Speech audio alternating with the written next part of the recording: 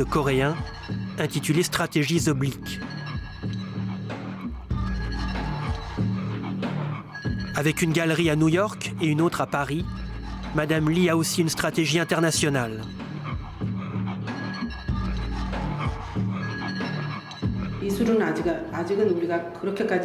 Pour l'instant, l'art contemporain ne profite pas de la vague coréenne. Si jamais l'art contemporain s'associe un peu trop au succès de cette vague, si ça devient trop commercial, cela peut nuire au travail des artistes. D'un autre côté, les œuvres des artistes se vendent de plus en plus à l'étranger et ça les stimule.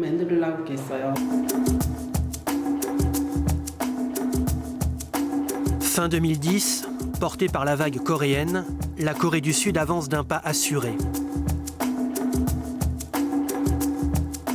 Depuis une dizaine d'années, la Corée du Sud est devenue un foyer d'innovation et d'exportation de ses produits culturels. La Corée du Sud rivalise avec le Japon. Il le dépasse parfois en termes de rapidité de développement et de rayonnement.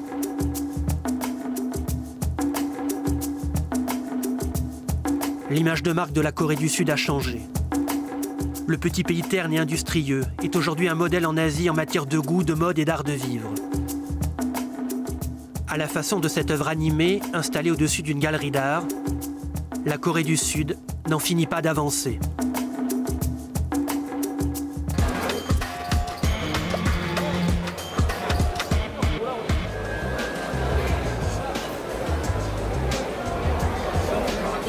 Ce déferlement de la culture coréenne a aussi été baptisé kimchi. Un jeu de mots tiré du nom du plat national sud-coréen. What is this? Le kimchi, c'est du chou. Très bon. Fermenté et pimenté. La cuisine en Corée du Sud est un peu à l'image du pays. Entre tradition et modernité.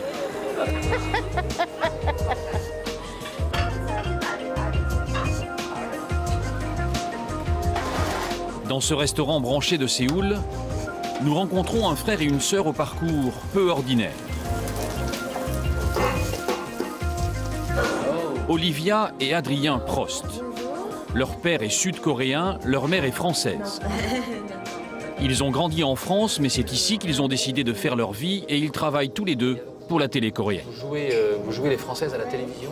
Moi, je joue le rôle de la Française à la télévision. Pour revenir un peu à tout ce qui est de la culture un peu showbiz, K-pop. Pourquoi ça marche en fait? Je pense que déjà c'est très dynamique, c'est une industrie très dynamique. Donc il y a toujours des nouveaux films, il y a beaucoup de dramas, de séries télévisées, il y a beaucoup de nouveaux groupes de chanteurs qui arrivent tous les mois. J'ai l'impression qu'il y a des nouveaux groupes tous les mois. Et en gros, c'est assez impressionnant parce que le Japon est quand même beaucoup plus grand en taille, mais ils n'ont pas cette puissance culturelle aujourd'hui que la Corée a en Asie. Et alors je pense que c'est dur à expliquer entièrement. Même moi, parfois, j'ai du mal à comprendre. Mais en tout cas, ça marche. Mais en tout cas, ça marche. Et puis la Corée doit en profiter pour se faire connaître et puis pour faire aussi venir les gens un peu visiter. Comment vous le voyez, ce pays, dans 10 ans, dans 15 ans, encore plus haut que ce qu'il est aujourd'hui? Je pense. La Chine continue à grandir. Donc la Corée va continuer à grandir aussi avec la Chine. Géographiquement, elle est bien située entre la Chine et le Japon, donc c'est plutôt bien. Et ils vont continuer à s'ouvrir au monde, vous dites, c'est important cette ouverture? Oui, je pense que le gouvernement coréen est en train de faire beaucoup de choses pour faire connaître le Corée et puis pour s'ouvrir de plus en plus, pour accueillir de plus en plus d'échanges, d'élèves en échange, mais aussi d'entreprises. Il y a beaucoup de zones économiques libres. Free Economic Zones. C'est aussi un pays qui est en guerre, la Corée du Sud. Est-ce que c'est important cette confrontation ou est-ce qu'on est habitué et d'une certaine manière on s'en occupe pas trop? Je pense que c'est plus, on est habitué, on vit la vie de tous les jours sans vraiment s'en préoccuper. C'est certes, on s'en préoccupe que quand il y a un bombardement ou il n'y a pas longtemps, au mois de mars. Ce qui est quand même très rare. Oui, bon, récemment ça a été un peu plus intense. Moi j'ai beaucoup d'amis parfois qui m'appellent ou qui m'envoient des messages. Est-ce que ça va en Corée? J'ai l'impression que c'est la guerre. Mais on leur dit non, tout va bien, c'est juste les... Ça c'est la faute des télévisions françaises. La façon dont... Français ou internationales, pas que françaises. Donc la façon dont ils en parlent à l'étranger, c'est quand même un peu différent de la situation réelle concrètement sur le pays. Non, c'est parfois inquiétant, mais les Coréens ne vivent pas avec la peur au jour le jour d'avoir une guerre qui leur tombe sur le nez. Ils vivent, ils continuent.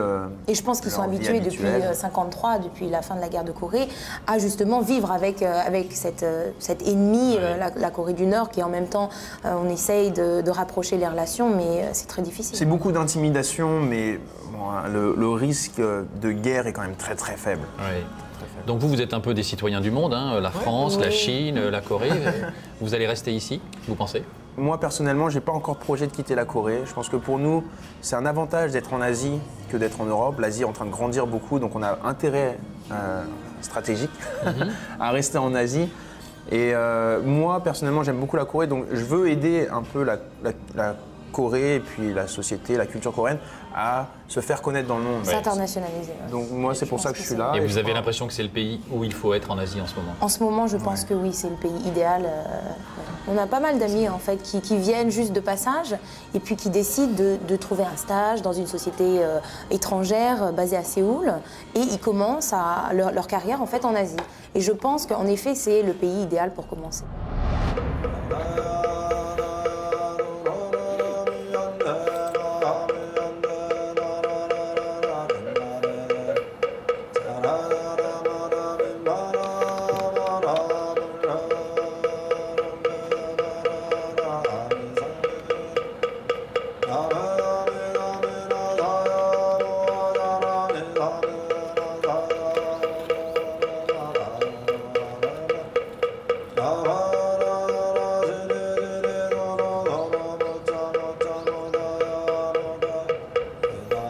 La Corée du Sud s'est développée à une vitesse vertigineuse, en à peine plus de 50 ans. Ces bouleversements ont forcément entraîné des tensions dans la société. C'est le pays qui détient le plus fort taux de suicide au monde. Face à ces crispations, de plus en plus de Coréens trouvent refuge dans la religion. Et là encore, vous allez le voir, ils ont appris à s'adapter. Reportage de Nathalie Touré et Julien Alric.